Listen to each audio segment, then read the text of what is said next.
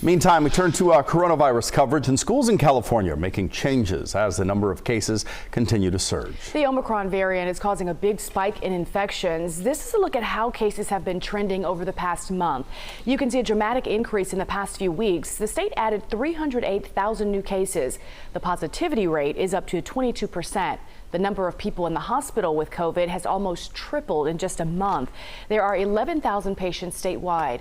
We do want to point out now a closer look at the numbers this week in Los Angeles in particular and the Bay Area reveal that 2/3 of people listed as being in the hospital with COVID were there for other reasons and just then happened to test positive while they were there. UC Davis making changes to the beginning of its winter quarter. Although most classes will be virtual through January due to COVID, some courses can now be taught in person. Those include training for medical students, labs, field work, and other hands-on courses. A new policy began yesterday. It was only announced Sunday. Now, some students tell KCRA3 they're really happy to be back to their labs in person. Others are concerned, though, citing the rise in COVID cases. I think the hard part is that they gave us such last-minute notice, and a lot of people, I understand the concern is that our bookstore isn't fully stocked, and so they didn't get the resources they needed, and they thought they had a month to get them. I am happy that labs are back just because I am kind of more of a hands-on learner, so for me that's like a benefit.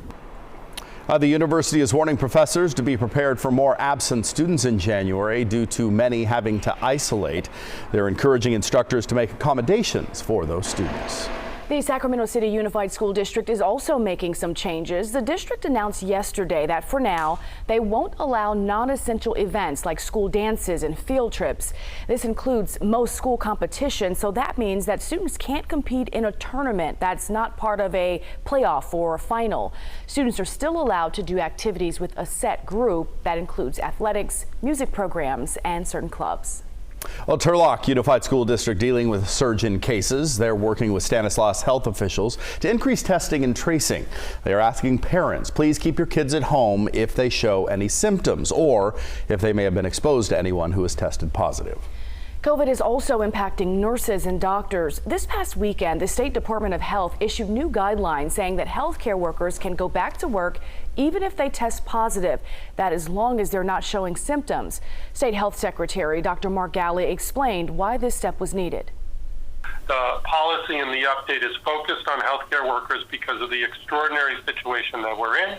It recognizes that we are not requiring, we're providing flexibility to have healthcare workers who are either infected or have been exposed, who are asymptomatic, to return for a limited period of time.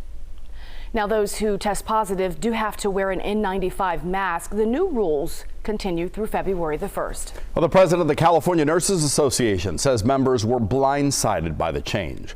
State health officials say the temporary move is only for the most dire staff shortages in the state. Union nurses are worried this would increase the COVID infection rate and the death toll. If we go to work knowing that we are infected with the virus, we can further infect our patients and our co-workers as well. So that puts our most vulnerable patients and immunosuppressed patients at greater risk of getting very, very ill. An important part of this policy to mention, the state says nurses who are asymptomatic would only treat people who are already COVID positive.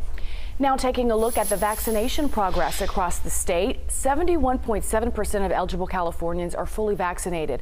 That accounts for 27 million people. Another 3.2 million are partially vaccinated.